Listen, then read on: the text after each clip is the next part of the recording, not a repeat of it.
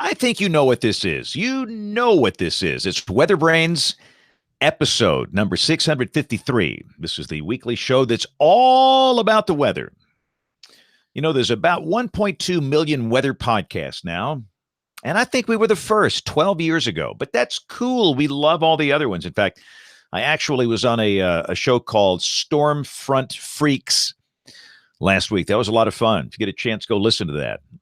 There is a marvelous variety of weather shows. If you don't like this one, and some don't, you know, every format's different, you'll find one that you like. I mean, we're kind of this odd hodgepodge of the Morning Zoo crew and NPR, and you'll find a style for everybody. So it's all out there. So it just dawned on me, I'm like by myself here. Could this be me talking for 2 hours? That's never happened before. Well, it's happened actually a lot, but when I'm in that room across the way on the green wall during tornadoes, not for WeatherBrains.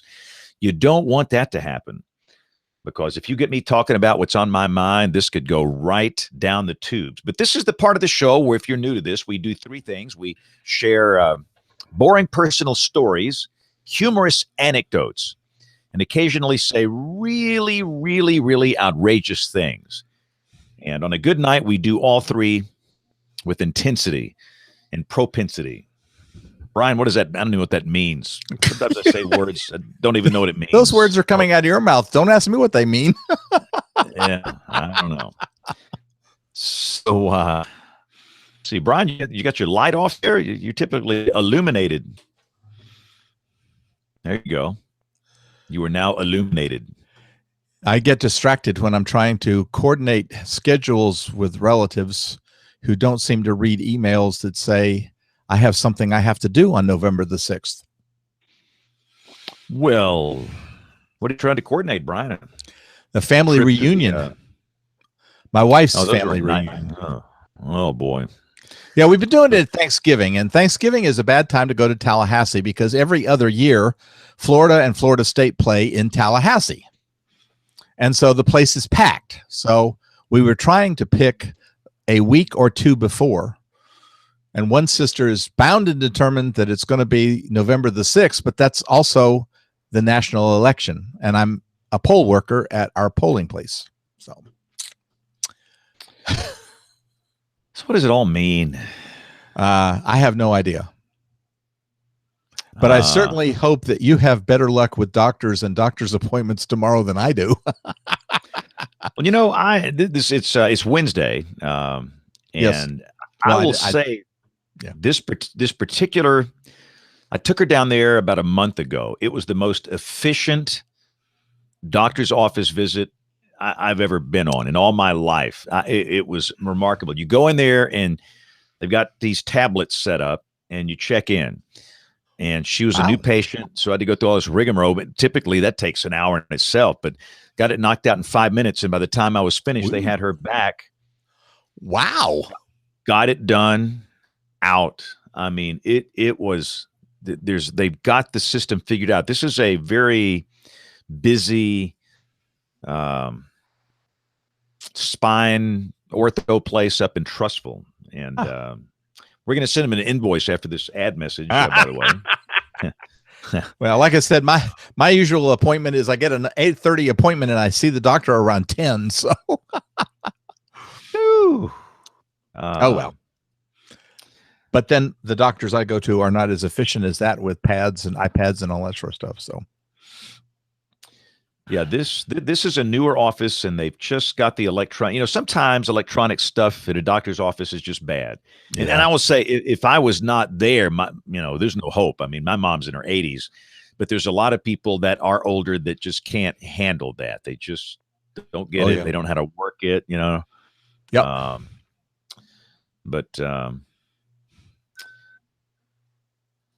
was going to try and find Tallahassee Lassie, but I can't find it. I thought I had that in here. I gotta clean this soundboard out.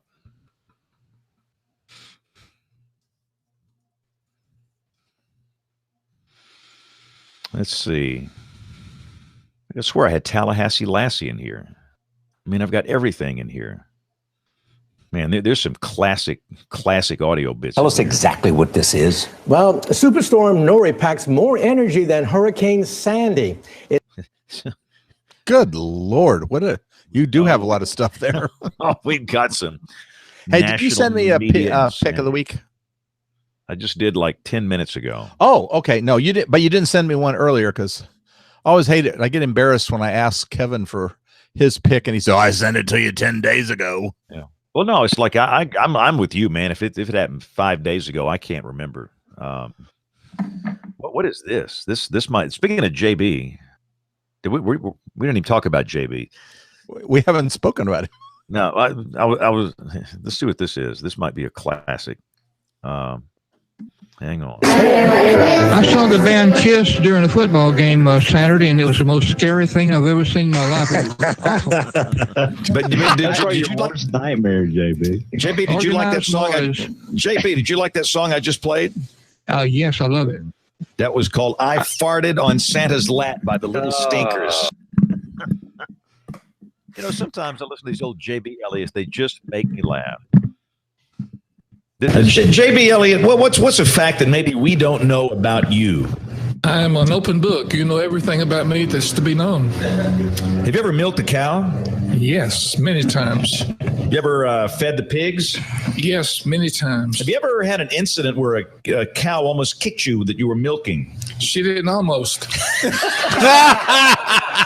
that when your weather interest developed? We had a. I think this is one of our live shows because by the audio you can tell that it's different. I want you to tell the story about milking that cow, and you had a little issue that made the cow angry. Okay, we had a just nothing to do with anything.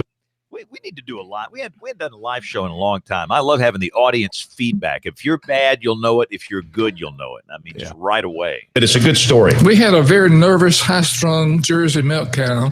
She had only one horn. She had lost the other horn in a milk bar fight. And she would escape and stay gone sometimes 3 or 4 days. And we discovered one morning that we didn't have any milk to go in the coffee. It was almost time for the school bus. So I ran down to the lot and opened the gate and sat down to milk a little bit of milk to pour in the coffee.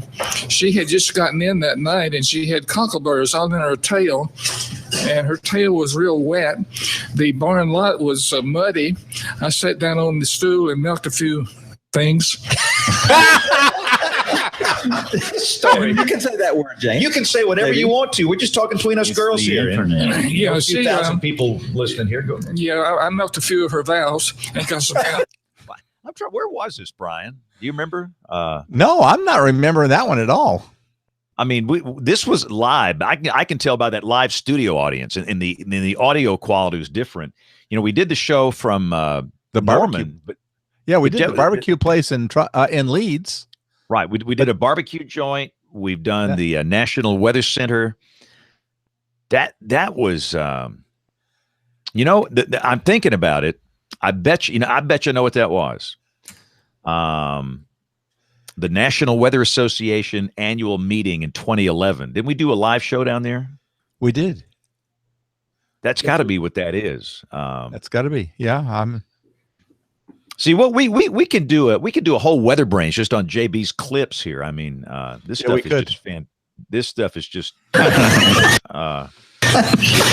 Here's one. What you know? David, as you well know, I was in the Weather Service for 32 years, and this is when David Black was hosting the show. This probably 10 years old here. That's 10 years or so. Not 2011. I'm done. Kevin, welcome. How you been, man? How hot is it?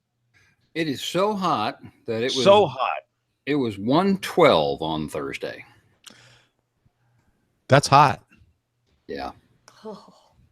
Not fun. You know, when I moved to Dallas in the mid 80s, they transferred me in August of 1984. Yeah. And for those that don't know the story, I was told basically on a Friday I start Monday. Yep. And I went home to tell my wife that night. She went into labor. Our first son was born the next day. And they still made me go to Dallas on Monday. Back then, there was no such thing as family leave, you know. Yeah. So, and they were firing everybody. news director, all these people, they told me, you go out there, do your job, and don't talk to anybody. So here I am, in this new market, knowing nobody, new baby back at home, and to make it all even crazier, it must have been 105 degrees for the next 15 days. I mean, I was going to go into spontaneous combustion. I thought, I have moved to Hades here. I mean, how does this happen? I didn't think Dallas was as hot. It didn't rain, not a drop. You're saying the same thing every day. Yep. And so I thought the same exact thing. I moved in August to finish up to go to school, TCU, and it was 103 the first 3 days I was there in a car with no air conditioning, and I thought I had moved to hell. I remember we actually had part of the transmission line down there at Cedar Hill melted. Going up the tower to the antenna from the transmitter, and all the TV stations broadcast from a single tower site down there. We went off the air for like one day, and they had to go to this backup thing on top of the roof of Channel 4 on Griffin Street, which you probably couldn't pick up, much past Plano. But anyway, the Texas heat, I know. What company was that? The company was called Times Mirror Broadcasting. Yes. And Gruel's Times, and in Dallas, they also own the Dallas Times Herald, which most people don't even know what that was. I mean, they've been out of business for a long time, but they were the afternoon paper, and the Dallas Morning News was the morning paper. That was the below paper, and so you had Times Mirror, Channel 4, and the Times Herald. Then you had below Channel 8 and the Dallas Morning News. That was the more powerful, obviously, play. And in fact, the good thing about it, and I say this all the time, I am thankful for what I experienced out there, not necessarily from my station, Channel 4, but from observing your old company, Kevin, Channel 8. And it started, and really, I think when I realized how good these people were back then was the L-1011 crash at DFW Airport. Yep. And that was the next year in 85, about that same time in August. And their work that night was stunning. Long form, aggressive, factual, no hype. Facts were good. And to this day, that has affected me in what I do in severe weather on this green wall back here. And those were the glory days at Channel 8. Kevin, you were not there, obviously. No, I didn't get there until after it started to fade, and it certainly did. Yeah, but you had Marty Haig and Marty Haig, Tracy Rowlett, and Ward Huey was the guy behind the scenes who was making it all happen. And Isla Johnson was their news anchor. And anyway, so let me get these guests here. I'm sorry, I'm sitting here fooling around. I'm reminiscing old times. I don't know if anybody has ever noticed this, and I haven't noticed it before until tonight, but the way the light is refracting through James' glasses, it looks like he's got face paint on from being an Indian. You've never noticed that? I've never noticed that before. Yeah, that drives me crazy every week. Well, it's driving me crazy. I go topless. I can't go topless till I get the guest invited here. Yeah. Kim, did you get my email? I did, and I'm trying to find another link. It's something. Well, it's just that it brings up an FTP thing, and it may confuse people since they're usually just links. I mean, it's something strange. The NOAA Libraries sent it out today, so it is their link, but that's what they sent out to all of us. So I'm not sure. I've been trying to find something else through. Maybe it's posted somewhere else on the library website, and I just can't find it. Would it be possible to post that, or would that be? I can post it as an FTP site. It's just that I'll maybe make a note that it's an FTP site. Okay. Because it comes does. up fine for me. Yeah, but it's an FTP site, right? Yeah, I mean it's a PDF and it's there. Okay, that's not what happened on mine. Oh, I got the PDF right in front of me here. Okay, let me try again. See what I'm on. I'm on Chrome. Well, I'm on Safari, but here's the again. We're trying to get Aubrey on, and I just sent her the link to get on here. That's odd. We've not had a problem with her getting on here for a long time. Chris, can you hear us okay? You bet. Can you hear me? Loud and clear.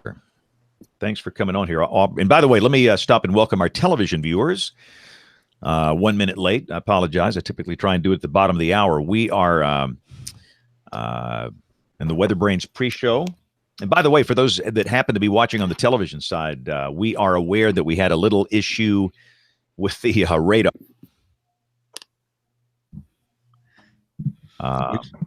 We just had a little issue with you. Your audio dropped out. Yeah. You said had an issue with the radar, and then you went away.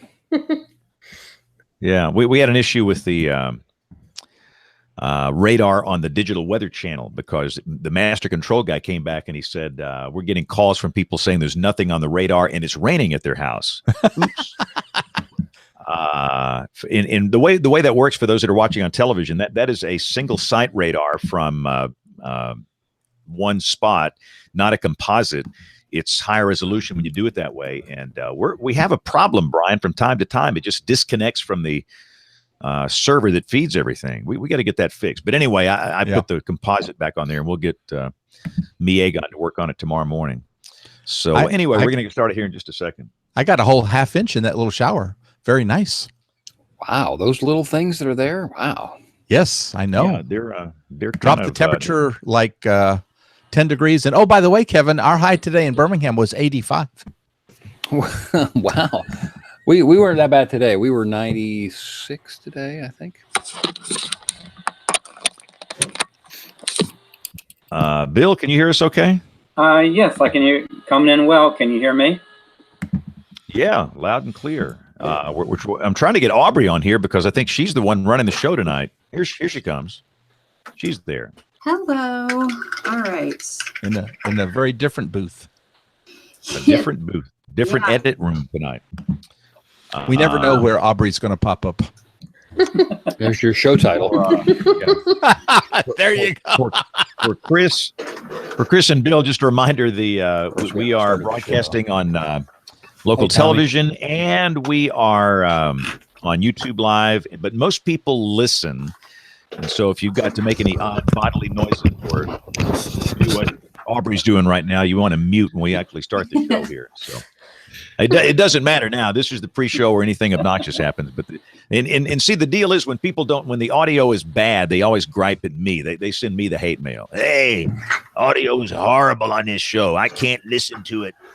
And that's we probably should do a better job of prepping our guests. But I think a lot of times Bill checks it before we come on anyway. Bill's not here tonight? No, where's Bill? I don't know. He's in Knoxville, or driving through Knoxville, or stopping in Knoxville, or something in Knoxville. Are you sure that's Knoxville, Tennessee? I believe so, yes. They must be having 50-cent beer night at Hooters again. All right, let's get this thing going here. Is there a show on Thursday? What's happening next week? Yeah, I'm on vacation. So to get it all done, we need to do it on Thursday, so we'll not miss an episode. Nate just sent a note. From the move. Where did he move? Nate moved? They bought a new house, yeah. Oh, it's still in Raleigh then. Yeah, sort of, kind of, yeah. They needed room for 12 kids. Right. Yeah. Right. Yeah. All right, let's get this thing started. We often miss the good stuff here, so let me turn on track number 1 and track number 2, and here we go in 5, 4, 3, 2, 1. Hey, this is WeatherBrains episode number 653, the weekly show all about weather. This is for July 23rd, 2018. Hot, man. It's hot. It's summertime. Kevin Selly, how hot has it been in Wichita Falls, Texas? It was so hot last week that we hit 112 in Wichita Falls, and I was really bummed out because I had originally forecast 113, and I realized that I don't think I'd ever forecast a number that high before in my career. I mean, I worked in Dallas, but I never forecast that high. Wichita Falls tends to be a little hotter. And I was back and forth on the 112, the 113. It was back and forth. And I was like, something's telling me not to do it. And I did it. And we had this thin little the cirrus deck that hung around for a good portion of the day and cut us just enough to keep us at 112. But I'm not bitter, as you can tell. No, you're not. No, not at all.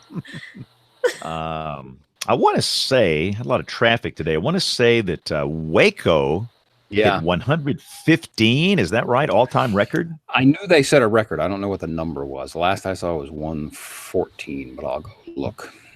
125 in Death Valley. I know that College Station at one point hit 105 today. That was from the weather. Yeah, here we go. Waco hit 114. All-time record high. Yeah. Wow. The former record was 112, August 11th, 1969. A few days after man walked on the moon. Wow. So yeah, it's brutal. The summer of 1980 for me is the summer of record. Brian Peters, you recall the summer of 1980, do you not? In excruciating detail, because we hit a record all-time high in Memphis where I was. Yes. And lots of people died that summer. The summer of 1980, heat across the midsection of the country. Yep. I want to say, Kevin, you had in Wichita Falls 119 during that heat wave. 117 is the top. Oh, yeah, 117. Okay. Yeah. And I've told this story before, but just down the road is Seymour, Texas. That's it's like 45 minutes from here, but they have the state record of 120. And they own it because they give out. They have T-shirts, of which I have, and mugs that say "We're hotter than you are."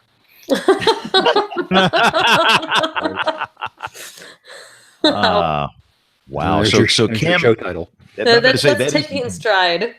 Yes, that is a show title too. So Kim, how you peaked a few days ago out in Oklahoma City? What'd you guys do out there? 108 or something? Yeah, I wish I could tell you. I actually left the state for a week and went to Canada. You're a wise woman. Yeah, we decided several months ago, at this stage in the pregnancy and just climatologically, it's probably going to be best to be gone. And we really picked a good week to do that. So I was in Nova Scotia, and it was beautiful, maybe 55 to maybe 80 degrees every day. It was good. Yeah, but I think I saw some of the Mesonet readings. It did look like we got to in Norman. There was a day we topped over 109, 110.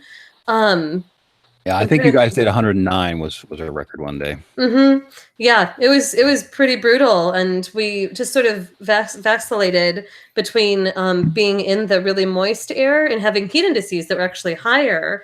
There were places in the state where the heat index looked like it was getting up to 118 to 120 degrees, and it was not in the air where the temperature was the highest. It was in eastern Oklahoma where it was moist and hot. So I know that Norman fell sort of in that air mass off and on. Sometimes the dew point would be 61, sometimes it'd be 73, and I felt so bad for everybody back here watching that, but I was pretty grateful to be poolside next to the Atlantic Ocean. So Kim, again, tell us your due date. How far off are we here? We're not far. It's September 12th, so height of hurricane season should be pretty good. Yeah, I knew it was around Frederick. There was Hurricane Frederick's landfall, September 12th, 1979, and that is the climatological peak of the hurricane season. And maybe September 10th. Anyway, it's close enough. So you're getting close. Awesome. What's the climatological peak for Oklahoma City of landfalling hurricanes? We did have Aaron that reformed an eye wall over Oklahoma in 2007. That was fantastic. That's cool. Yeah. I'll tell you a funny story. I was in Tulsa, Oklahoma, for a hydrology conference, and we had a flash flood from a tropical storm.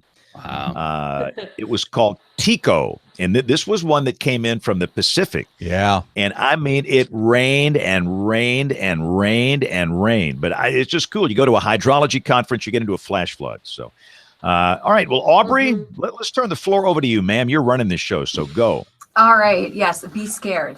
So this idea actually came up from Chris White. Chris White often sends us emails, and he's associated with my sister station, WDBJ in Roanoke. And if you went to NWA Norfolk a couple years ago, then you got to hear him and Brent Watts present about storm chasing in non-severe weather markets. So I want to talk about Chris White. And Chris is a Virginia storm chaser and also a blogger who actually started chasing storms in the summer of 2002 with some family and has since moved to Virginia and also works with, I believe, a couple of Richmond stations, but also primarily works with WDBJ in Roanoke, Virginia, and storm chases throughout the year. So welcome, Chris White. Thanks for being here. Thank you for having me. And I also want to introduce William Hark. William, do you go by Bill or do you go by William? I go by Bill. Bill Hark is actually a physician from Richmond who specializes in allergy medicine and is also a storm chaser and a big photographer of nature and wildlife, and regularly storm chases out in the plains and also in Virginia. So welcome, Bill, to the show. Oh, thank you for having me. So I want to talk to you maybe first off, Chris, we'll start with you, how you got interested in weather. So because you said you don't have a meteorology degree, but you do a lot of storm chasing and you've got some experience. So talk about how you got interested in weather. Sure. Well, I'm a military brat, so I grew up all over and experienced lots of different kinds of weather and several different types of climates. So growing up, I was exposed to things like typhoons in the Western Pacific, the intertropical convergence zone in East Africa, for instance. And of course, here in Virginia, the regular, which is our home state, the regular, afternoon thunderstorms in the spring and summer. So feels like the ITCZ this week, doesn't it? It does, very, very much so. It feels very tropical out there. So when it came time for me in the pre-internet days, back in the dark ages, James would remember. Yes. I needed to pick a college to go to, and I was interested in meteorology in our home state of Virginia. At the time, there was no undergraduate degree being offered in meteorology. And of course, I needed to go to school in state for cost reasons. So I wound up with basically a general science degree. And instead of going into meteorology, I wound up going into federal service. I worked for the Defense Department for a career over 30 years. But I was always the office weather geek. I was always the guy that people would come to for questions about weather. If we had weather that might affect something we were doing outdoors, they would come to me. So that was just a natural thing. And my son happened to grow up watching me watching the weather. So he got the bug. He went to school. We decided to go to school for meteorology. So we packed him up, sent him off to Norman. He went to OU. And he started, obviously, storm chasing out there. So he also decided he didn't really want to be a meteorologist after his second year. So when we packed him up to bring him back to Virginia to finish his college career, we decided, hey, let's take a family chasing vacation. So everything started back in 2002 with chasing out there. And then, of course, coming back here to Virginia, I've chased here in Virginia. So, Kate, I've chased here in Virginia ever since 2002 and then made numerous trips back out to the plains since then. And what's your full-time job now still when you do chasing on the side? I'm retired. You're retired, so you have all the time in the world to chase. Yes, except for all the other little chores that need to be done around, but yeah. Bill, how about you? How did you get started as a physician interested in meteorology? Well, I've always been interested in science and weather since I was a child. And I remember, going for the basement when there was a tornado watch growing up in Virginia. And I always liked photography too. And, I remember watching The Wizard of Oz, and I was just fascinated by tornadoes. I just had to see one. And I did a couple local chases, but then I went out with Cloud9 Tours in 1997, and we hit the jackpot, multiple tornado outbreaks in 97. And then I've been going out to the plains ever since, and on my own, and then also chasing in Virginia. So I kind of got the bug, and I've continued with it. It's a little hard when I have to work a regular job, so I take 2 weeks out of the year to go chasing out west, and then anytime I can, I try and do some chasing in Virginia, but I have to kind of pick and choose my times to go out. Have you and Chris had a chance to chase together? No, we didn't chase together. We've sort of been on similar storms, and we've kind of communicated back and forth when we're both out on the same day, and we'll see our positions on spotter net. Usually approaches from the west, and I approach from the east. So how is it chasing in Virginia, and communicating with some of the guys out in the plains? What's some of the big differences? What do you guys notice here in Virginia, obviously, other than the terrain? Trees. Trees. I hate trees. Yeah, trees, and then of course the road system is not as rectilinear, say, as it is in parts of Kansas and Oklahoma. So, finding open spots that are actually looking in the direction of the storm is a key. Amen. Yeah, Brian knows all about that down in that area. Yeah, I have the same problem here. So, right. So, you build up over, and I'm sure Bill knows this too. Over time, you build up a mental map of the area that you typically chase in. And you find the open spots, the farm fields, the open logging cuts, and things like that. And also too, you have to keep in mind you have to have an egress route, so you need to be able to get out of the way of the storm as well. Oh yes, it is very, very difficult. I mean, as you said, we don't have as good a road networks. Also, speed limit's a little bit lower, so it's a little harder to maneuver. I like being able to drive 70, 80 miles an hour out west, and can't quite do that here. And also, especially if you're heading up toward the north, there's a lot more traffic congestion, and so you have to kind of know what areas to avoid. You don't want to get caught in traffic with a storm approaching. But you take it in stride. You take what you get, and it can be very rewarding. And the nice thing is, at least you don't have as big a chaser convergences as you have out west. And I was about to ask that, when you guys are kind of on these spotter networks and stuff, I mean, I usually don't check them out. So how many people are usually out in events, bigger events in the state? I would say, depending on where you are and what time of year it is, there are some college students that chase, but they obviously have to be able to get away from school. But on a big event day, I rarely run into another chaser. I might see one or two spotters, for instance, the people that I think are spotting, parked out at the end of a lane or something. But I rarely actually see a spotter. Now, you could look on Spotter Network, as Bill said, and you can see some dots. But I have a hard time actually seeing any of them. I think there's probably, at least looking on Spotter Network, you kind of have an idea. I think maybe you might get maybe 4 or 5 people at least on Spotter Network, and that's on a major day. I've seen and Dave Hoadley one time out chasing. That was back Katrina-induced storms, and we ended up on the same spot. I had all my technology, and he was just with a paper map. We ended up on the same spot watching the rotating storm. But that's one of the few cases I've actually seen a chaser out in the field. It's kind of nice. Yeah, definitely. With just a handful of people, no convergence there. So talk to us about the whole reason you guys are here is to talk about the Mid-Atlantic Chaser Convention and how this idea got started to bring a storm chaser convention to Virginia.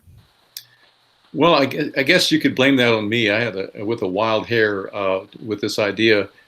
About the last year or so, I guess it was last summer, started meeting with some local chasers here. I live in Roanoke in the southwestern part of the state, and we just would get together and just like a bunch of fishermen sit around, swap lies, and about storms we'd seen.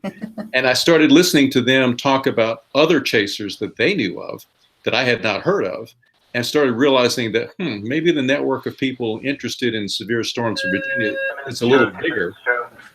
It's a little bigger than that's all right. Than I thought. So I started putting the idea together. I tossed it around with my son, who still chases. He lives in the eastern part of Virginia. He still chases when he gets a chance. And I came up with the idea of maybe we could do a convention. I knew about the National Chaser Con, which typically happens in the winter. I think most years it's in Denver, and I know Bill has been to that at least a couple times. But I could never seem to pull the trigger on money and time and scheduling to get out there. And I started wondering if other people in Virginia that were interested in storms felt the same way. So actually what I did is I looked around on Google search basically and I actually found a regional convention in Indiana. There is an Indiana Chaser Con every year. And they pull a lot of people from obviously the Midwest and some from the Plains.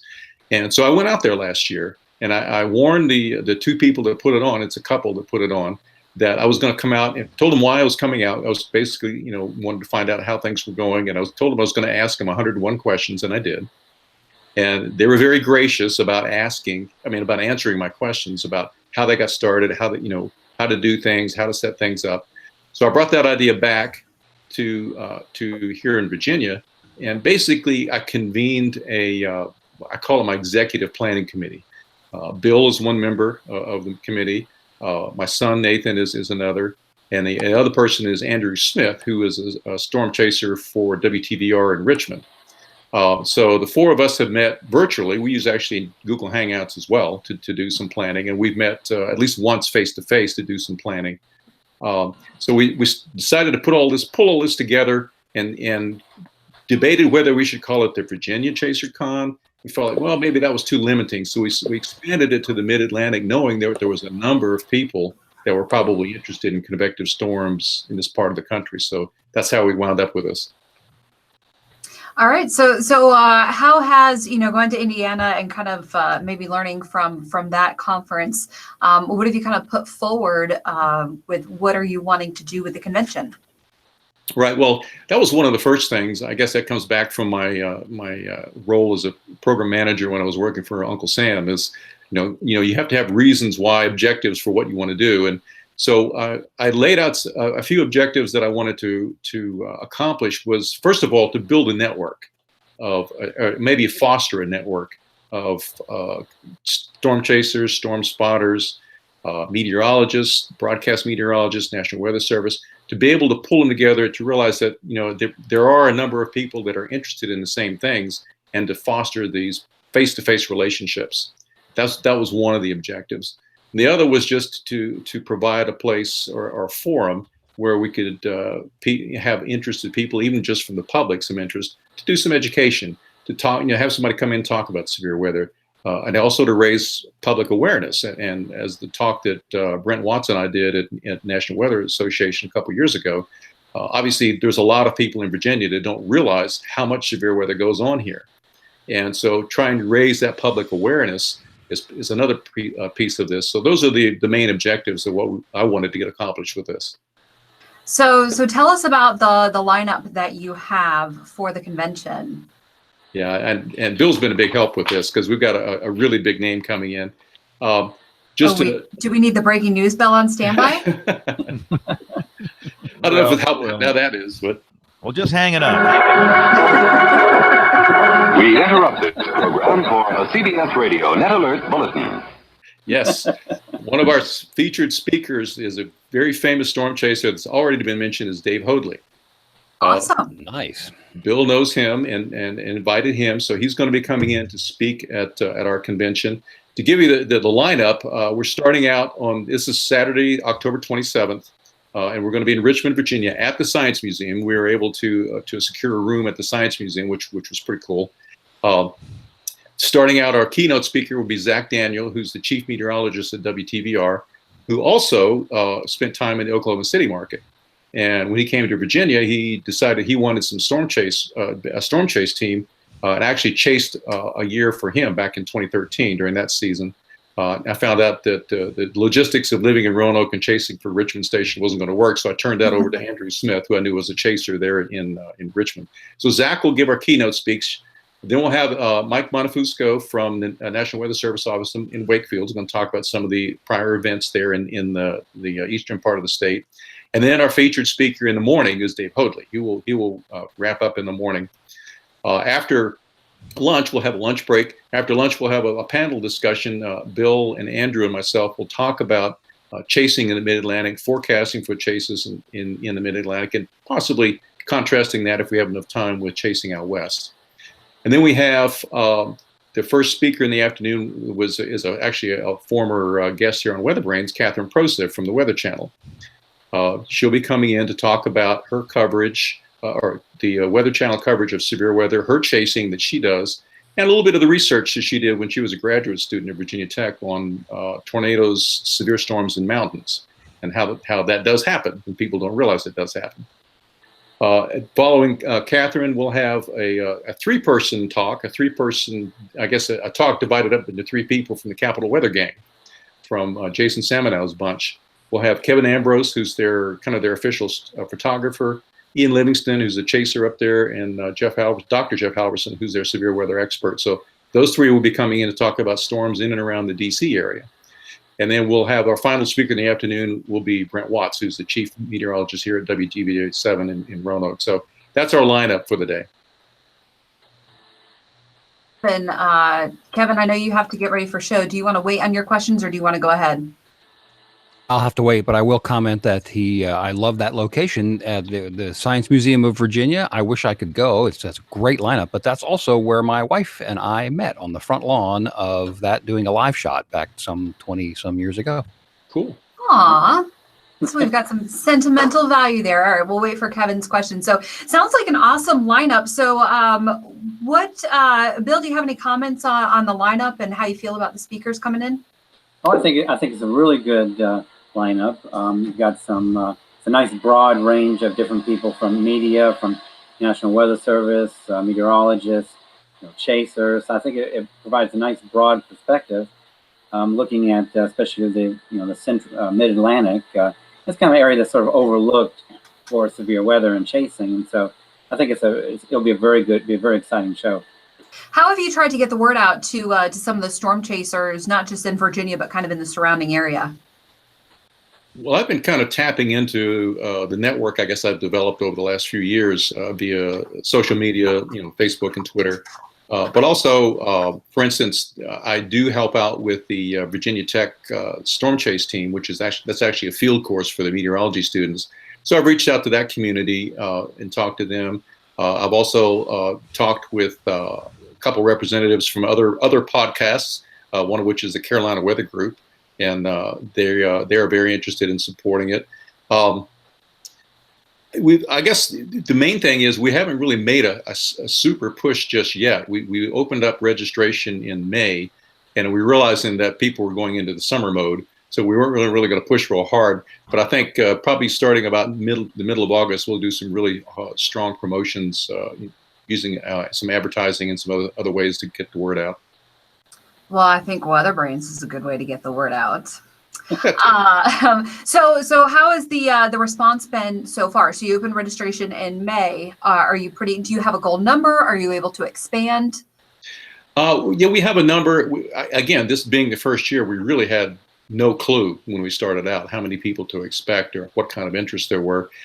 So I gave the Science Museum kind of a round number, and we're about a third of the way there at this point, which is pretty good for the fact that we really, people are in summer mode and we haven't really pushed real hard. I think we have the option, I believe, of going back to the Science Museum and asking for a few more seats to go in the room. But I think we'll have a good crew there. I think our max right now overhead is about 75, but we may do more than that. All right. And you also got some interesting information from NWA, correct? Yes, as a matter of fact. And that was as Aubrey prompted me to ask the question. And we got the answer back that it is now on the official National Weather Association list for broadcasters with NWA seals can receive a CEU for going or attending this event. So not only just obvious reasons to go, but also getting some credit. So that looks awesome. So what are some of the things that you guys have, you've chased in both areas, both Virginia and Oklahoma, contrary to some of the obvious differences, when you're out there storm chasing, what are some things that you kind of more look for? I know reading your blog, sometimes it's obviously not just about the tornado, but it's about the storms that you're just kind of wanting to see also. Right. I'll say a few words, but then I'll toss it over to Bill because I know he's got a lot of experience out there as well. I've always type myself as a storm chaser, not a tornado chaser. I'd love to see structures of storms. A tornado is kind of the icing on the cake. And to caveat all this with, hopefully you keep your fingers crossed that everything happens in open fields and there is no damage that, to anybody's property. So, for instance, when I go out with the Virginia Tech Storm Chase crew, the goal is to have the students take their classroom learning and apply it to the forecasting out in the field. So they actually will do the forecasting. We have morning meetings. We'll decide where, come up with a decision where we need to go based on the parameters, and then go out. And of course, the goal, they all want to see tornadoes. I mean, that's just given. They're out there on the plains for the first time. But it's really awesome watching their eyes light up when they see the geography and the change as we drive out there. They see the storms form in the area that they had forecasted, especially if we get into an area where, for instance, our tornado watch is issued, but we're already sitting there, before the SPC can get the forecast out. So it's kind of a win-win for an education point of view, but I generally like the storm structure myself. Bill, what do you think? Well, I'm the same way. The tornado is sort of the icing on the cake, and I think if you just chase tornadoes, you're going to be very disappointed. I mean, I love to see just a sculptured supercell towering up into the sky. I like to see good lightning structure, tornado if it's in with good structure. And of course, you want these things out in open fields. Now that being said, when I'm out west, there's a lot more chances for structure, lightning. In Mid-Atlantic, you might say I'm a little bit more of a tornado chaser. I have very limited days that I can go out, so I pretty much only go out if I think there's going to be a reasonable chance of tornadoes. Then more locally, I'll try and get some lightning. I know some good spots around Richmond, get some lightning shots. But I guess in the Mid-Atlantic, I'm sort of more of a tornado chaser, just because the limitations. The structure is usually not quite as good as you get out west. And what's your communication, when you see these storms, do you guys regularly communicate with the National Weather Service to report on damage or to report on anything that you might see? Yes, you can go on. Okay, well, I'll report to local 911 or the local National Weather Service. I'm also on SpotterNet. So, whichever way is appropriate at that time to get the message out quickly. Right, and for my part, since 2014, I've been chasing in conjunction with WTVJ here. So, as part of that, what I do is I do a live stream that they can actually pull up, and using our friends at Severe Studios, Corey Hartman and company. So I'll pull up, or they can pull up a live stream and put the picture of the storm or the video of the storm and picture of the radar, and then convince people, yes, no kidding, there is a storm, there is something to be taken care of. Now, while that live stream is running, of course, I don't have to do anything. So I'm taking pictures. I'll send some video clips into the station they can use in their coverage. If I see something significant like a rotating wall cloud or a funnel, I'll usually tweet a report out to the National Weather Service office, usually Blacksburg, which is the office I'm closest to, or I'll send. I have stopped and made a phone call now and then, but typically, if I'm chasing solo, which Bill knows what this is like, you only have so many brain cells to dedicate to so many things. So I try not to overtax myself. So I don't make a lot of phone calls while I'm out. So is there, have you guys found like a sweet spot in Virginia where it just, where maybe the trees aren't blocking everything and where you have a little bit more access? Have you found that magical spot in the state yet where you can just get a really good view unobstructed? For myself, where I chase in kind of in the western and southern Virginia, if you look at a climatology, the U.S. Route 29 corridor, which runs north from Greensboro, North Carolina, up through Lynchburg, Virginia, up toward the D.C. area, that's pretty much a climatological hotspot for tornadoes, if you could call it a hotspot in Virginia compared to most other states. So there are a lot of severe storms that roll through there. And the interesting thing is about, especially the southern parts of the state, say the city of Danville up through the Lynchburg area, a lot of that area is agricultural. And of course that helps because you have open farm fields, and there are some side roads that you can take. So that's one of the areas that I found that's pretty helpful to go to. For me, I like anywhere probably north of Charlottesville and east of Charlottesville, going up to maybe Fredericksburg. Probably you get a lot of traffic if you go further north of Fredericksburg.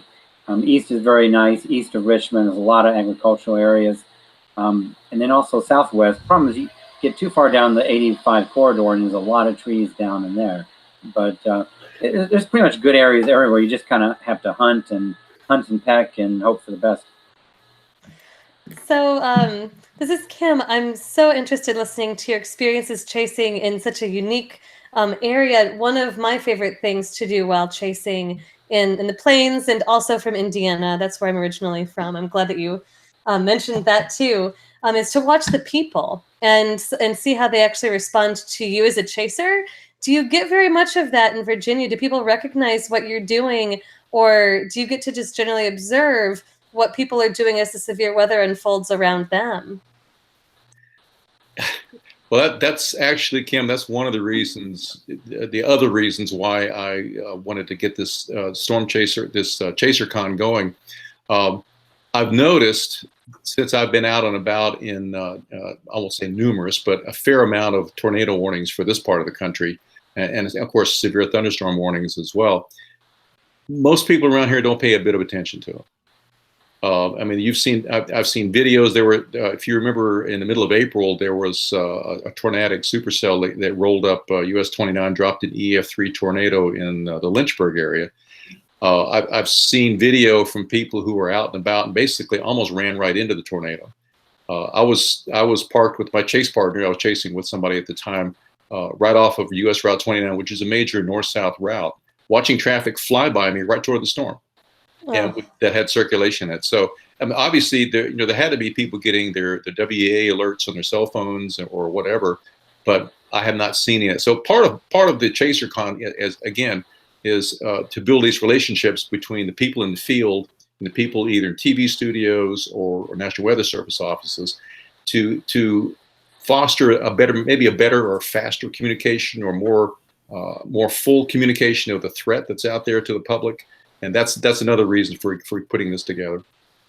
That's interesting because in this part of the state, I feel like in the Shenandoah Valley, I feel like the storms do kind of freak people out a little bit more, and they might be a little bit more apt to take the warning seriously. So it's interesting to hear that from just, 60, 90, 120 miles south of here, how different it could be.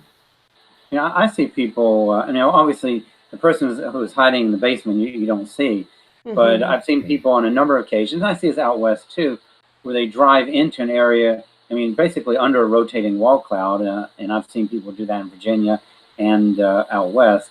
It seems to be a common response now is to stand on your front porch or stand outside with the cell phone aimed up at the swirling clouds. I see a lot of that too.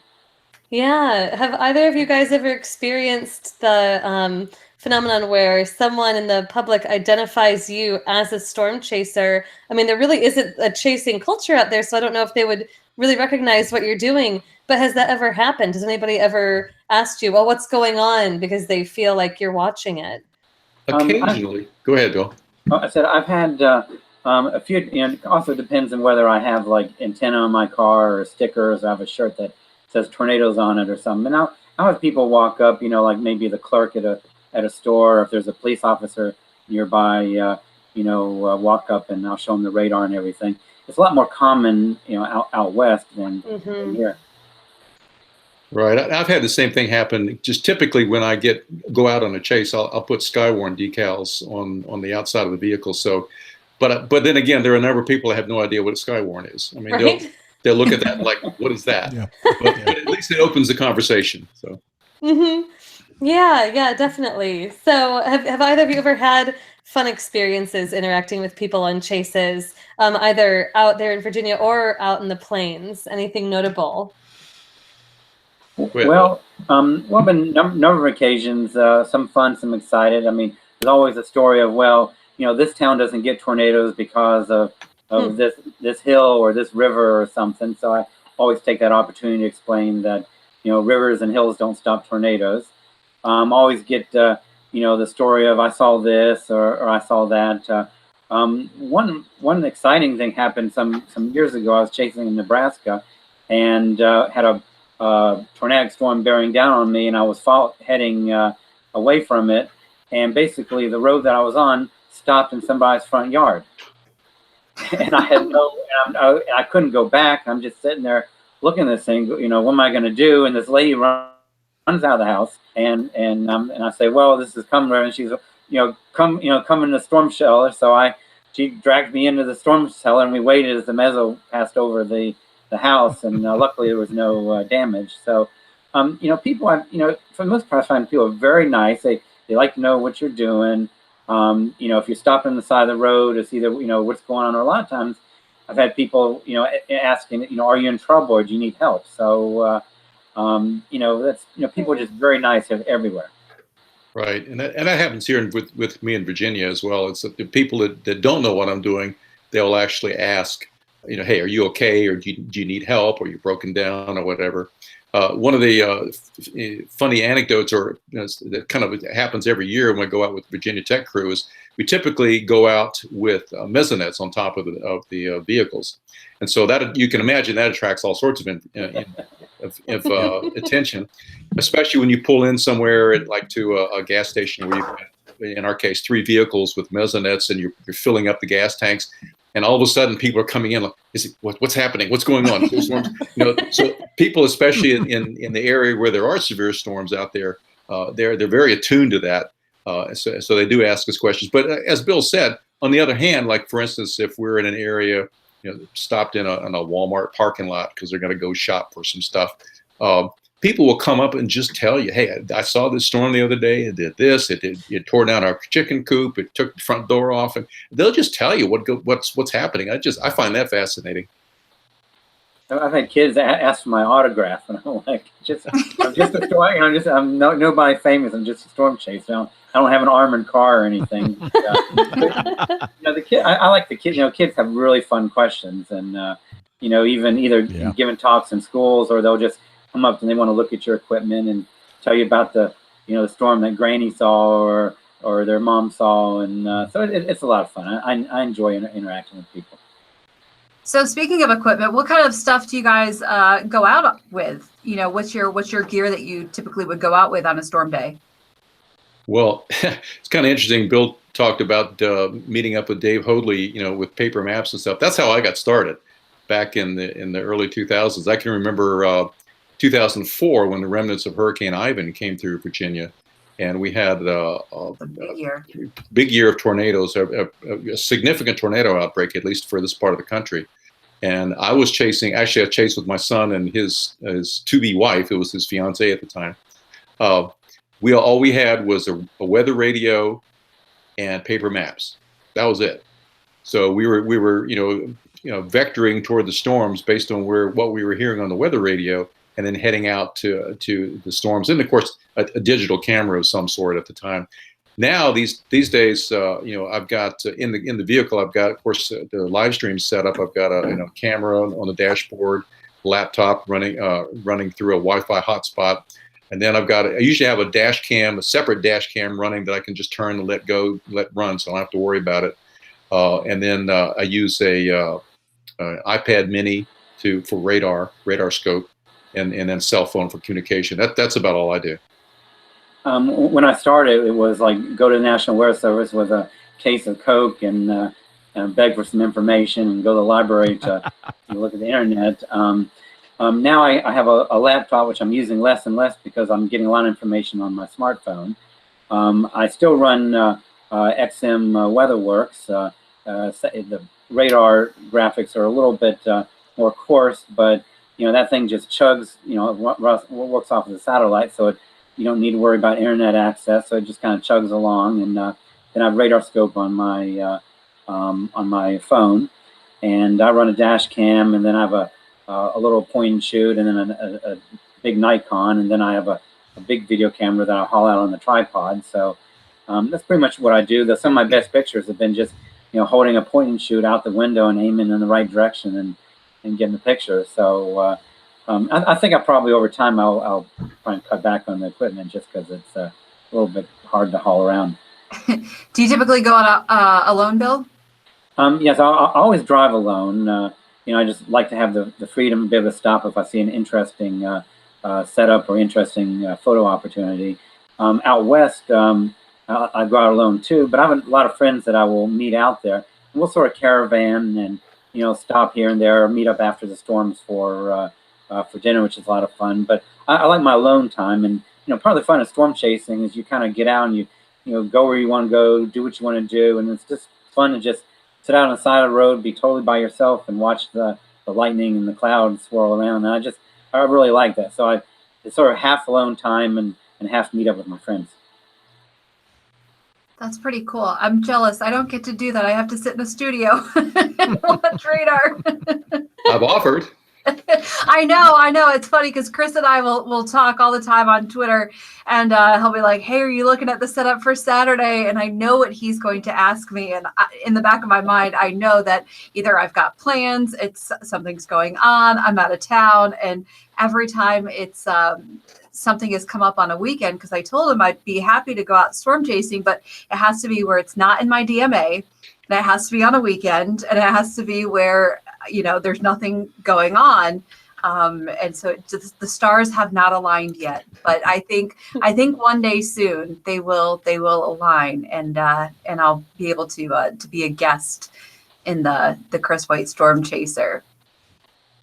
Yeah, we'll work that out. Yeah, that'll be exciting. So, anything else you guys would like to add with, you know, maybe some of your most memorable, you know, you kind of talked about some memorable things while you're out there, but maybe some memorable storms, most memorable events that you've been out on.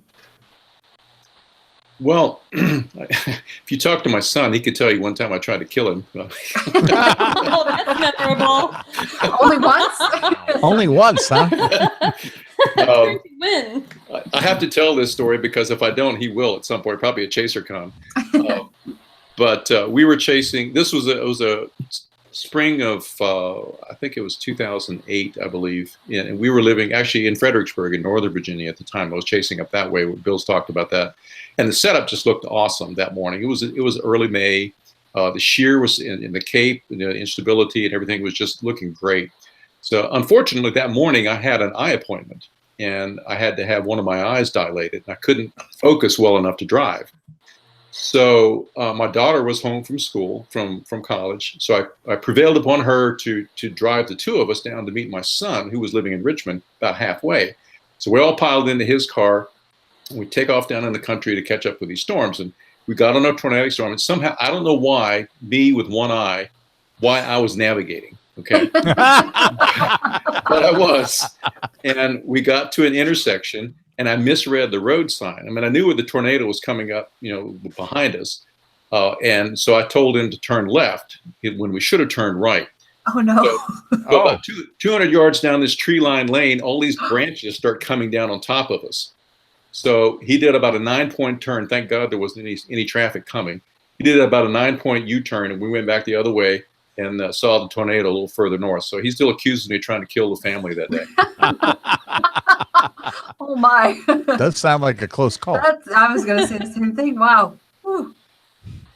Bill, how about you? Any big memorable events? Well, I mean, I've a couple times where I almost bit it, like in near Howland, Nebraska, and then of course the El Reno tornado. I was caught in all that. But I think to stick with the theme of the show for the Mid-Atlantic, I'll think back to April 27th, 2011.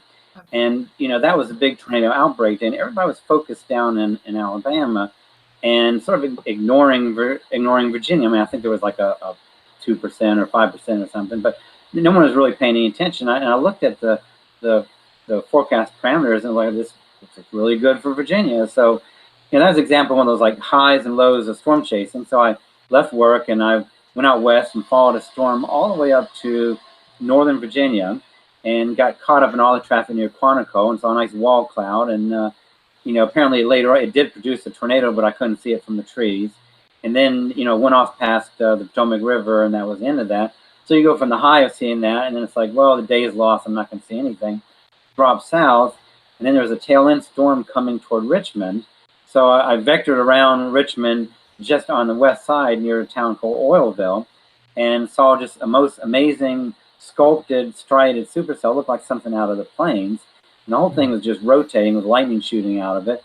And I drove right up under it, and just in time to see a tornado come down, swirl around, cross the road. It took out these power lines with a huge flash, and then went across the road, and then they kind of vanished off into the darkness. And for me, that was probably my best chase in Virginia. Not my biggest tornado, but it was just cool to have one so close to home and to be able to intercept it. And that was before, you said on the 27th, so that was before the main line that came through overnight. Yeah, there was one that I think came over overnight. These were storms ahead of it. And that's what I was looking for, is isolated storms that would form ahead of the line. And of course, everybody was focused down in Alabama because that was the April 27th, 2011, the big outbreak. But it was a pretty tornado. It wasn't the most, it wasn't the best one I'd seen, but there's something, after you chase in the plains, you chase in Virginia, I don't know, I find a certain extra level of excitement when I make a good intercept in Virginia, just because for me, it's so less common than seeing tornadoes out in Kansas and Oklahoma. Right. Well, that's definitely very interesting. So I think we're all pretty excited about the Chaser Convention. Is this something that you're hoping to do year after year? Well, again, this is the first one, so we're just getting our feet on the ground. But if it proves to be a success in terms of meeting some of the objectives that I'd like to meet, then yes, I'd like to do it every year, and we may even have a groundswell of some other interest. I know that some folks at the Virginia Tech and the National Weather Service office in Blacksburg have talked about having maybe a severe weather symposium at some time, possibly next year. This could possibly, we could join forces with that. But yeah, if this works out well, then certainly we'd love to have it again. I think it's really exciting to have the broadcasters, the chasers, and everyone coming together in an area that we don't often have too many things going on. So I think that's pretty exciting. James, you've got a couple of questions? Oh, yeah. So guys, so somebody comes up to you and says, I want to be a storm chaser. And let's say that they're not interested in, meteorology. They want to do this as an amateur. What's your advice? What do you tell them? I get the idea. So many people think they're going to make big money, going out there with a cell phone and a radar app, and they're just going to get all this video and sell it to the networks and make a lot of money. How do you respond to that question? I want to be a storm chaser. What do you say? Well, I tell people it's very fun and exciting at times, and at times it's just complete and utter boredom. I tell people, obviously, there's no money in storm chasing. Don't even think about it.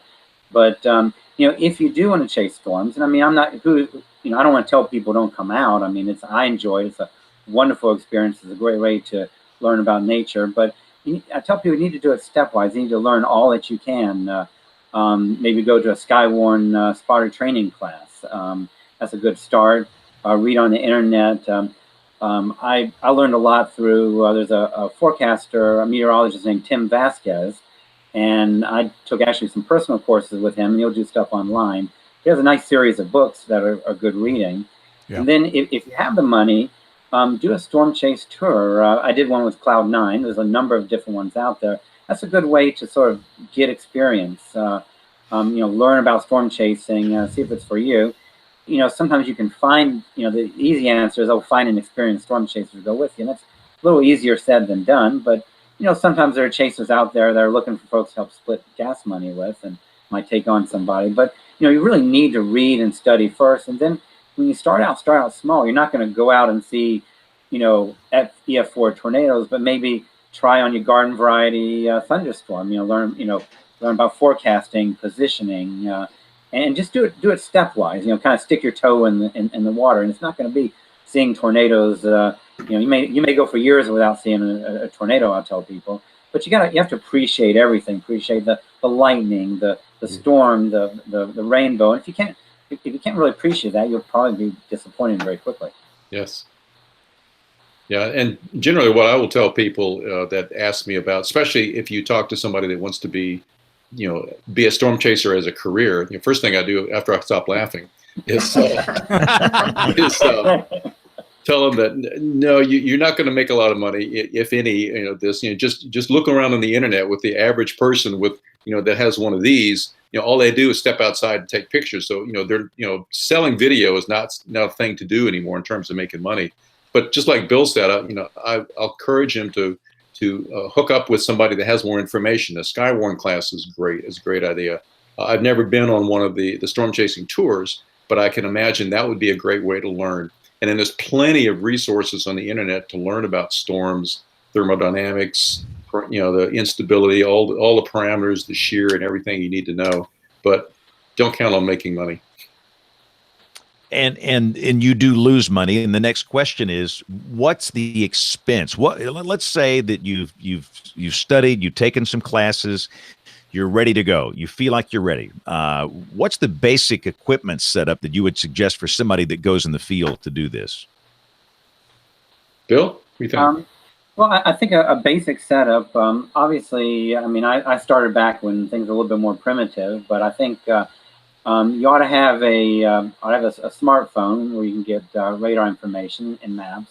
You really should have a paper map as a backup. I mean, don't depend on your phone. And then maybe an extra camera. And I mean, that's really all you need. I think people can get too focused in on the equipment. Another thing, you may get have a portable weather radio, and that's nice too.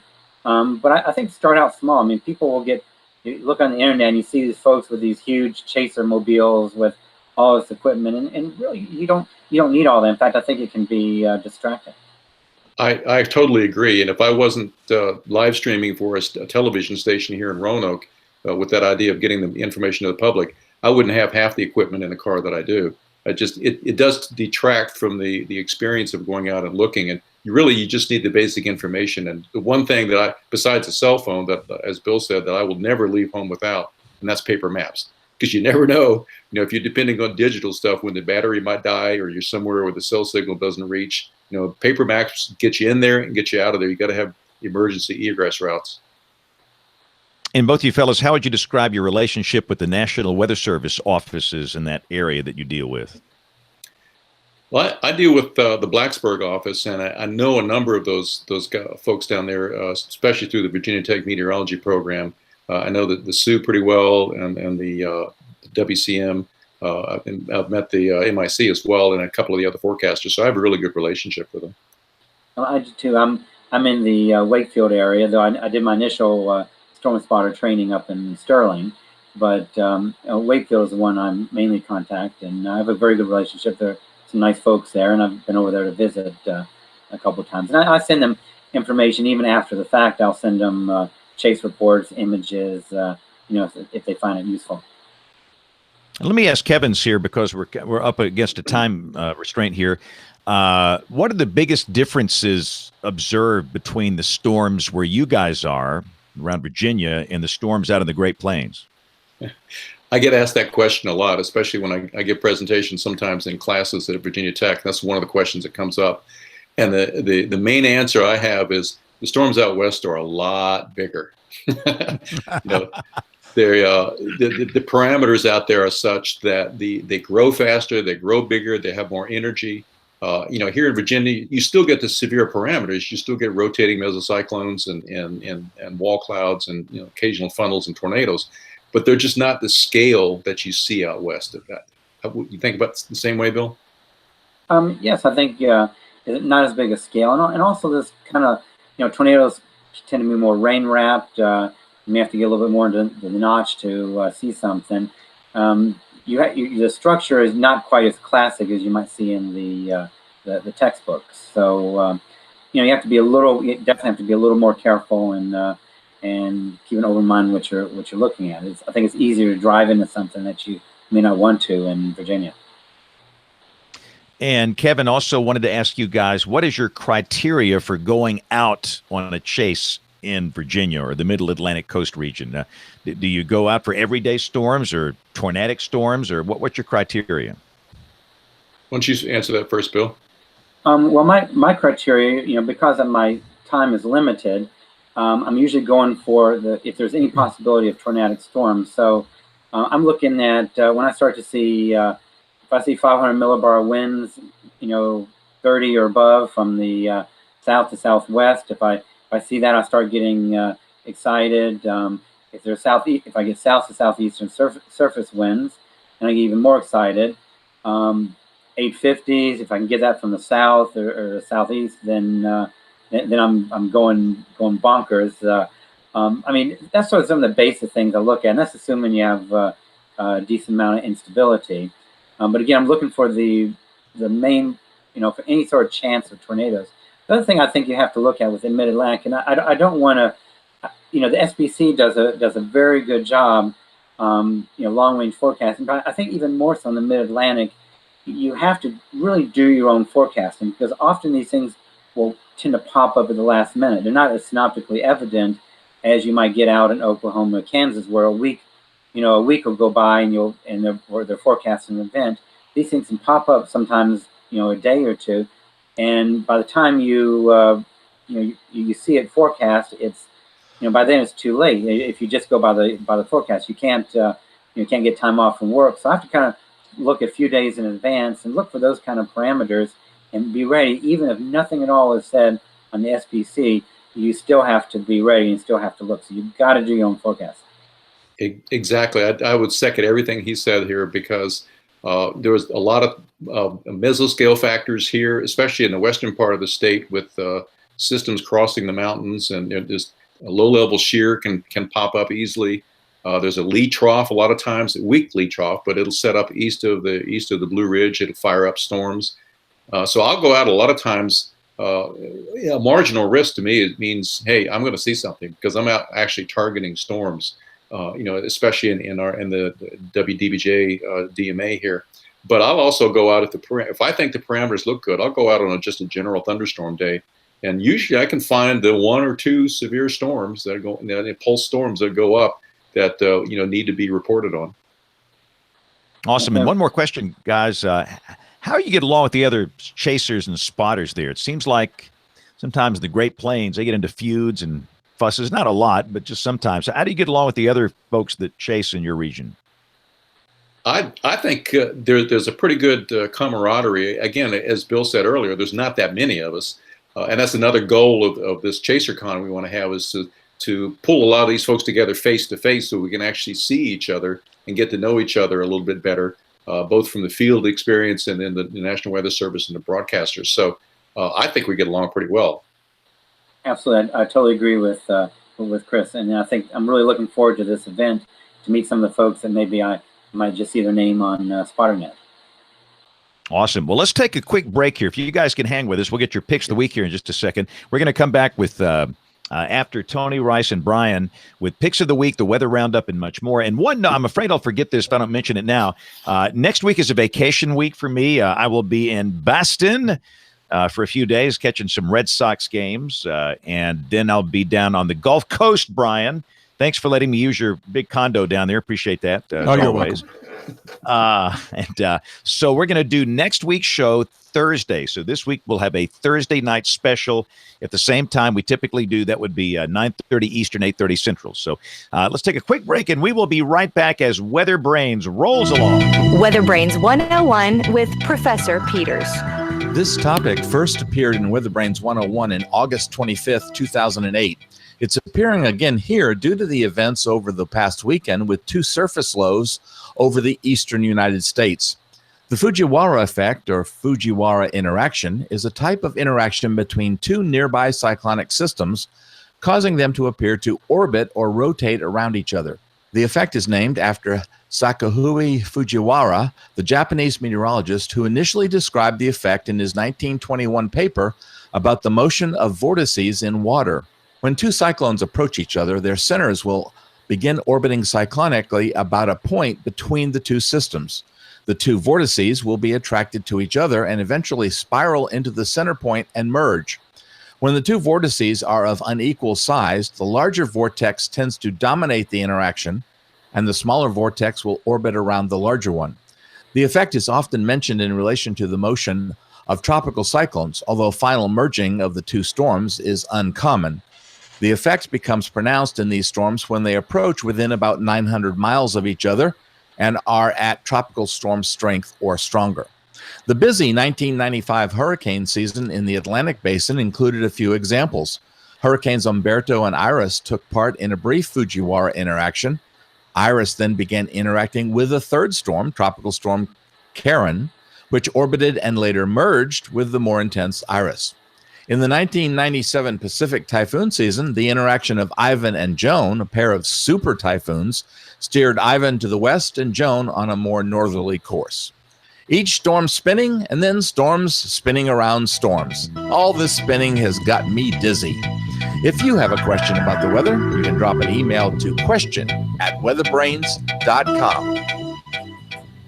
Looking beyond the atmosphere, here's Tony Rice with your Astronomy Outlook.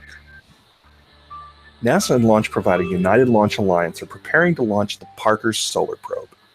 Now set for early the morning of Monday, August 5th, with the first data sets expected later this year. This is a mission to watch for. The Parker Solar Probe will provide new data on solar activity and make critical contributions to our ability to forecast major space weather events. It will swoop within 4 million miles of the sun's surface. And that may sound like it's still a long way away, but think of it this way. Think of a football field with the sun on one goal line and the Earth on the other, 100 yards in between. Back in the 1970s, the Helios B solar probe got within the 30-yard line. But the Parker Solar Probe will fly to the 4, studying the sun's corona by flying through it. That's a pretty inhospitable place, but while the heat shield reaches 2,500 degrees Fahrenheit, the instruments behind it will remain near room temperature. Researchers also hope to find some answers to a couple of solar mysteries. Why does the temperature rise as you move away from the sun's surface? And why do the solar winds continually accelerate? Standing at less than 10 feet tall and weighing in at about 1,500 pounds at launch time, this is a relatively small spacecraft. But it will launch on a Delta IV Heavy, normally used for payloads nearly 30 times the mass. The Delta IV Heavy provides the high characteristic energy, or C3, needed to reach and safely orbit the sun. For comparison, the MAVEN mission currently orbiting Mars was launched with a C3 of 12.2 kilometers squared per second squared. This summer's launch of the InSight lander to Mars needed a C3 of about 14.3. The Parker Solar Probe will reach a C3 of 154. That energy, along with a little more provided by several gravity assists from Venus, will enable a close approach to the sun without being eaten by it. Elsewhere in the sky, Saturn will be easy to spot the night of Tuesday, July 24th. Use the waning gibbous moon as your guide. Saturn will be just 2 degrees down and to the left. That's your Astronomy Outlook. Follow me at RTP Hokie for more spacey stuff like this. When the weather ball is red, warmer weather is ahead. When the weather ball is white, colder weather is in sight. When the weather ball is green, no change in the weather is foreseen. When colors blink by night or day, precipitation's on the way. We actually open up the show talking about the weather and the heat. And again, we're doing this on July 23rd. Let's move past the heat and talk about the downstream trough, Brian Peters. Anomalous weather for the Deep South. Yes, I can't believe I used that word filling in for Megan at noon today. Anomalous. I love it. Yes, it's just how often do you see a trough with the depth and the strength of this one on the eastern part of the United States at this time of year? I mean, typically July, all we can say is upper ridge. Yeah, and we had large hail and tornadoes in down here in the Deep South this past weekend here. You know, if there had not been that video of the tornado in Lee County, I would not have believed it ever, because the upper air sounding from Birmingham and from Jackson was unidirectional. How in the world do you get tornadoes in a unidirectional environment? It's that boundary, man. It's that stinking boundary. Yeah, I know it. It's those stinking boundaries. I mean, you could see that sucker coming. That boundary was coming up, and it just it veered the low levels, and before you know it, they dropped a tornado. It was an EF0, but very photogenic. Very photogenic. Odd. Very odd for I mean, I was up here at the TV station. It was out of our DMA, so I was not on the air. And kind of working the thing on social media, and just video kept rolling in like something out of the Great Plains. And then this large hail, it was just stunning. So yes, we should have gone storm chasing. Really? And so I would assume for our guests on the Middle Atlantic region up there, Aubrey and all, it's been wet. How wet has it been? It's been this wet. Wow. Exactly that way. Yeah. Yeah, and you know what? It's actually kind of just getting started. I've been busy this weekend, so I haven't paid attention to the radar a whole lot south of the area. But I know tomorrow we've got some big rain headed our way, and definitely some good energy there. So yeah, so a lot of training events, and then DC Baltimore got nailed this weekend with like 5 to 7 inches or something like that. Right. Yeah, I saw our friend Greg Carbon mentioned he left on Friday and came back on Monday and had 6.6 something inches of rain. My friend Eric in Biloxi, in Gulfport is his market. They had some storms last week. One spot did 7 inches in 2 hours. Oh my gosh. Whoa. Yeah. Big That's flooding. what you call a frog strangler. Yeah. Weather Eric, like Weather Eric is his. That's like a cow peeing on a flat rock. I mean, that's brutal. Wow. Have you used that one on TV? Probably. It's probably the show title now too. So let's shift James, to Kim. In light of that comment, I have to ask: have you ever played cow chip bingo? No. Have you? Sounds like you're the voice of experience. No, I have not played. I just am knowledgeable. He judges. Do you know they did that in Connecticut when I was in elementary school one year?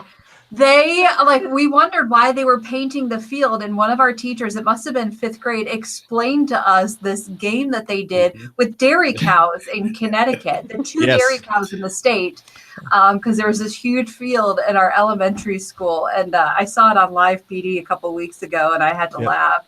That was great. I knew what it was. Did you know on Live PD the sheriff noted it was one of their best fundraisers? I love that show. That's the highlight of my weekends now is Live PD. So you and me too. Did y'all talk about the duck boat thing while I was away? No, we didn't. No. We have not discussed. You don't want to go there. I know. Social science question, Kim. So what are your thoughts?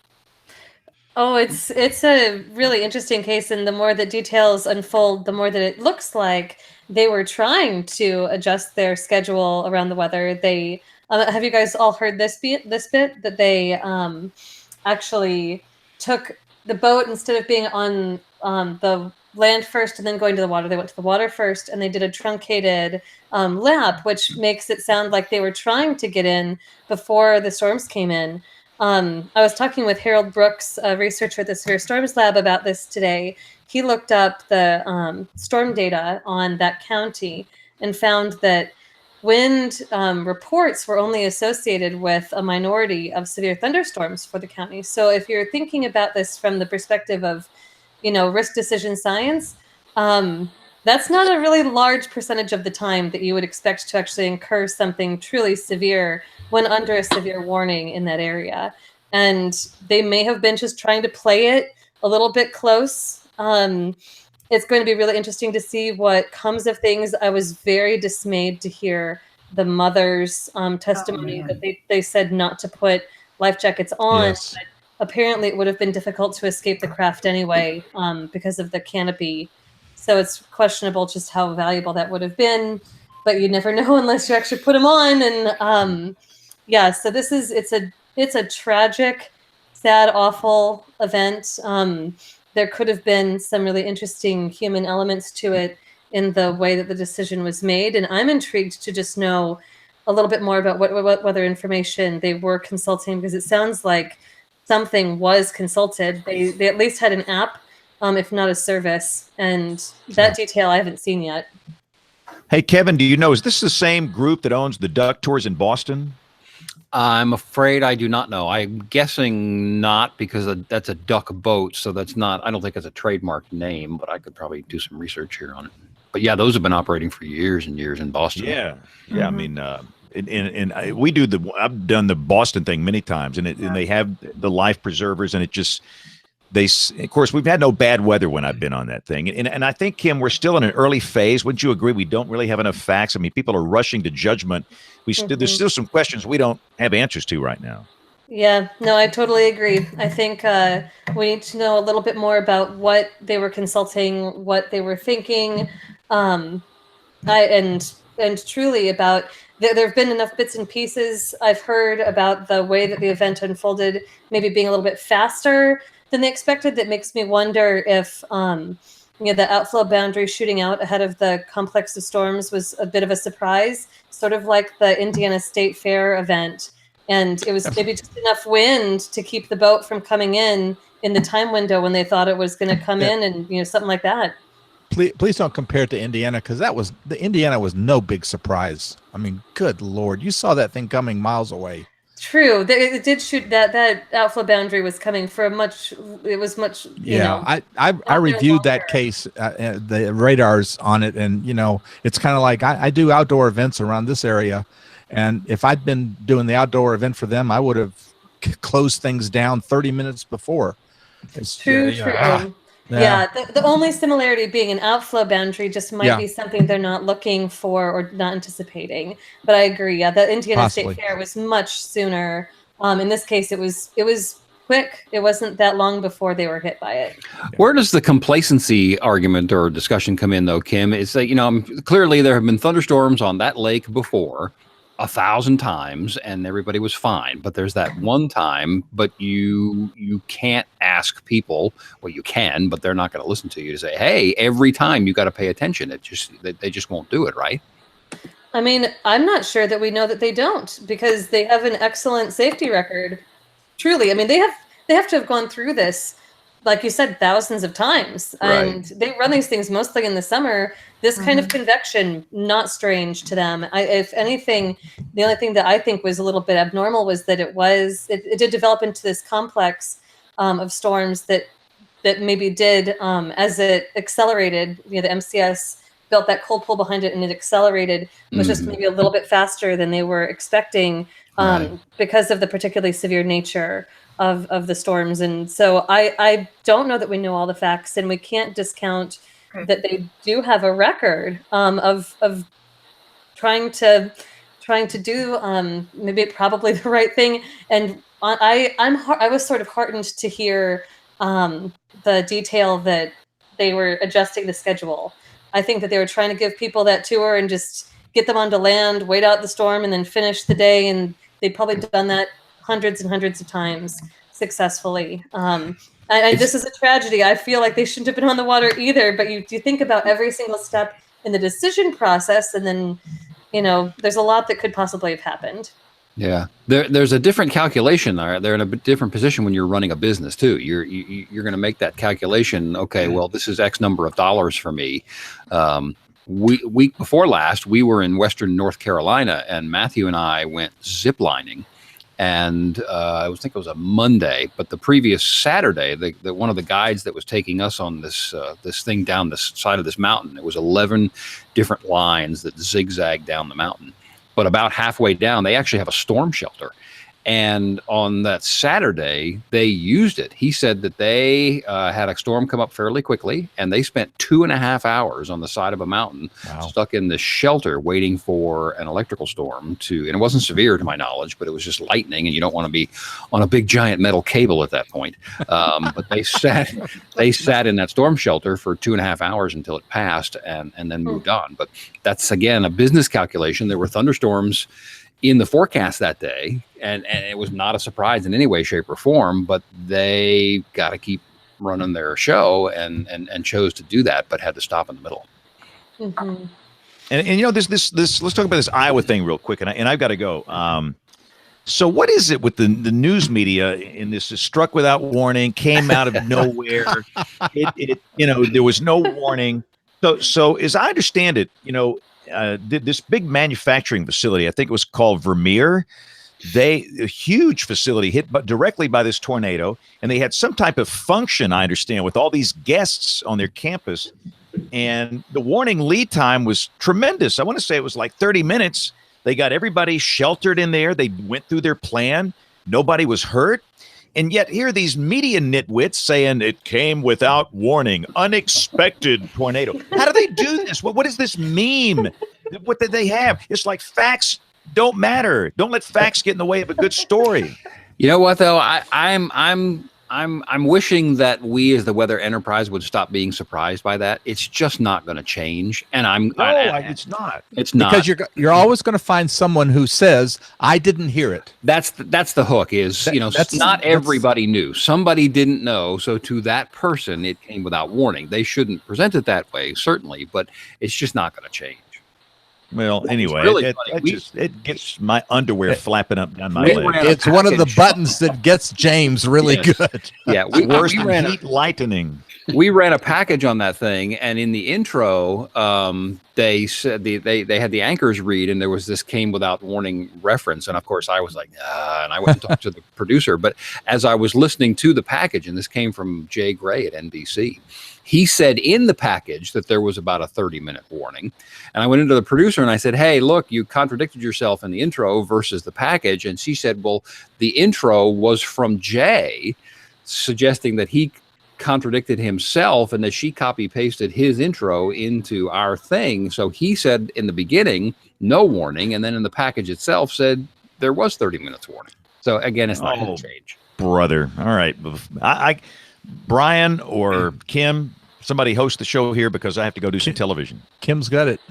Kim, you got it. Okay. We got to do picks of the week and all kind of stuff here. So we went down this rat hole, but I think we had to talk about that. So that was a good discussion. Mm-hmm. Absolutely. So much happened this past week in weather. I loved, I think it was Rick Smith, our panelist for the show. He had actually commented right after the events of Iowa and the Branson duck boat incident that you look at those weather events and which one do you think it is that's going to get all the news coverage? You think it'll be the tornadoes, and it's not necessarily. And just, Brian sort of speaking to the Indiana State Fair incident, that was another event that was sort of the weather itself wasn't necessarily so remarkable. It was the impact that was differentially so. And, that happened again. I think that it's really, this is our challenge. This is our grand challenge as a field, trying to bridge this gap between severity of the weather phenomenon and the impact it's going to cause. Yeah. Well, and Kevin has a really good point. These are businesses. They're running a business, and they're trying to balance. And everybody that I've worked with, it's a balance between the business and being safe, because they want to be safe, but by the same token, they really don't want to shut down and don't want to have to lose whatever they might. I mean, they're not thinking revenue first. They're thinking safety first. But still, when you got thousands of people out there or hundreds of people in the duck boats or whatever, that's still you've got to take action, and that disturbs things. It does impact the business itself, and I can appreciate that. But if you're going to really make the right decisions, you've got to decide on the side of safety and not on the side of financial. So, but that I'm a meteorologist. I'm not a business person. Yeah, we come at it from a different perspective. I mean, we're in a world now where we took a little lake tour in North Carolina on Lake Lure, and it was a beautiful day. But you start to look at, if they cancel one of these things, then they've got to deal with some bad Yelp review or Google review or something like that says it was a beautiful day and there was a cloud off in the distance, but they canceled the tour. And those things live. That creates a reputation, which is frustrating for them. Mm-hmm. Yeah, it's really about where you draw your risk tolerance threshold and where businesses do that, because you're right, they're weighing these things. They're weighing safety and profit, and that line. We can actually, economists use that line that all kinds of businesses draw in the sand. From aviation, they draw a line in the sand. How much money they're going to spend on preventative maintenance and care, and across other industries as well. What is the price they're willing to pay to avoid an accident, to avoid a loss or injury or death? And they can derive the value of human life from that, the statistical value of a human life. Yeah. And that's how they do it. That's where I draw my line in the sand. I have a hard time drawing any lines that involve human life. I'd prefer to swallow the financial whatever, and just don't get me started on it's never happened before. My head will explode. One thing, I I think that you also look at is how often have been false alarms in the past. I mean, if if they've run this business, I mean, how many times has there been a severe thunderstorm watch and nothing happened, or a severe thunderstorm warning and nothing happened? They probably, depending on their experience, they may take that into account a little bit. Yeah, and I'm sure that's among a lot of varying factors. Yeah, it's certainly. It's not as cut and dried as it may look, as Kim has very astutely noted. There's more to the story. Well, that's why they call us the dismal scientists. I'm a card-carrying economist, and that's what they call us. And there's a reason. We can calculate the value of your life from death. I did notice your use of and the cold pool behind it. That was really great meteorological. I thought that was nice. That's true. That's my meteorology card. I can pull out both at whenever it's needed. I can pull out either card. As my wife and I will often point out, we have lots of degrees for doctors, lawyers, law enforcement, all kinds of things that we've learned on television. We didn't have to stay at a Holiday Inn Express. Awesome. Well, should we wrap this up with our picks of the week? Yes, I'll start with mine. The AMS award winners for the 2019 meeting have been noted, have been selected, and AMS has published that, and I'll have a link to that list of awards. And I'm really noting it because the Mississippi State AMS chapter received one of those awards. So somebody right in our own backyard here. That's awesome. Was that the student chapter? I believe so, yes. Great. All right. Well, going down the line with our guests, did either of you have the time to find a pick of the week for yourselves? It looks like Bill, you did. Well, this is not a current picture, but this is just a website that I happen to like. It's by a storm chaser called Dan Robinson. It's called stormhighway.com, and it's a very extensive website. What I like about it is it has a lot of information on a lot of essays on storm chasing, even some reviews of equipment, some pretty good tornado video. I like the essays, especially like there's some nice essays about like how there is no money in storm chasing, and so I think it's a very good read. And there's a separate section on icy road safety, which I think is very appropriate for the winter. So it's called stormhighway.com. Thanks. I've got that, Bill. Hey, can I jump in real quickly? Because my show's about to start here, but I got a note on Twitter from Daniel Levitt. He has a podcast called the Daniel Levitt Podcast. And an episode or two ago, he interviewed Damon Lane from KOCO in Oklahoma City, and I told him I would mention that on the show. You did it. Great. Is that your pick?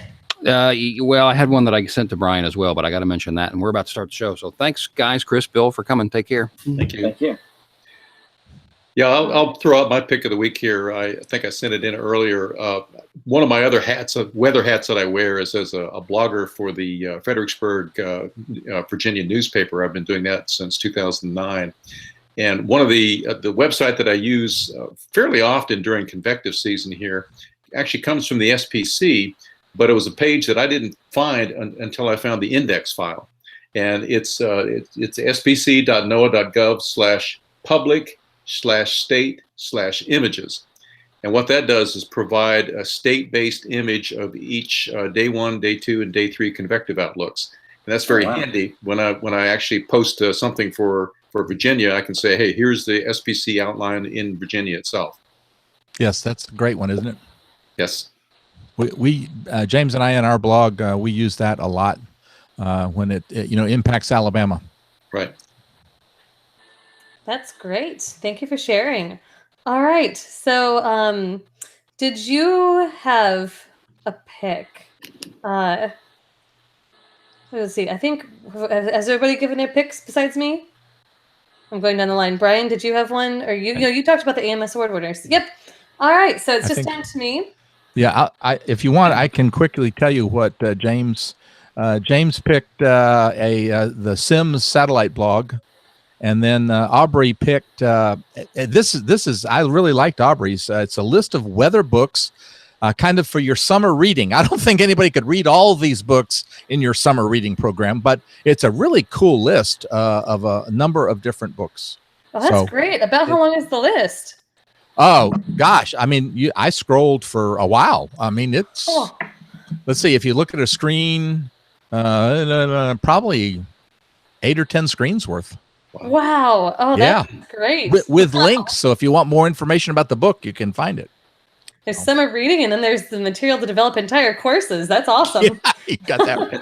And Thanks, then Aubrey. you have to give yours. Yep. So mine is a NOAA report that we were just sent out today. I did not know that they were doing this, but I feel fairly remiss in not knowing. But the library at headquarters, in conjunction with a librarian at the University of Oklahoma, developed a bibliography for tornado warnings, delivery economics, and public perception. And it's actually a really nice selection of articles. I wouldn't call it, a systematic review, but if you're interested in some of the research that's gone on in that area, it's a really nice summary of some big articles, some key highlights of the economics of tornado warnings and response to tornado warnings and so on. So I highly recommend that you check that out. Cool. All right. And of course, we will also have in the show notes all the information so you can get to the Mid-Atlantic ChaserCon and several different sites. Okay, wonderful. Well, with that, I'm ready to give this the benediction. Does anybody have any last thoughts that they'd like to share on what we talked about tonight or any of the hot topics of the day? Thank Chris and Bill for coming on. Thank you for having us. Thank you. Thanks so much, guys. Have a great evening. All right, take care. Bye. And you are not James Spann. And I am not James Spann. Signing off for WeatherBrains. Good night, everybody. Good night. Y'all have a good week. You too.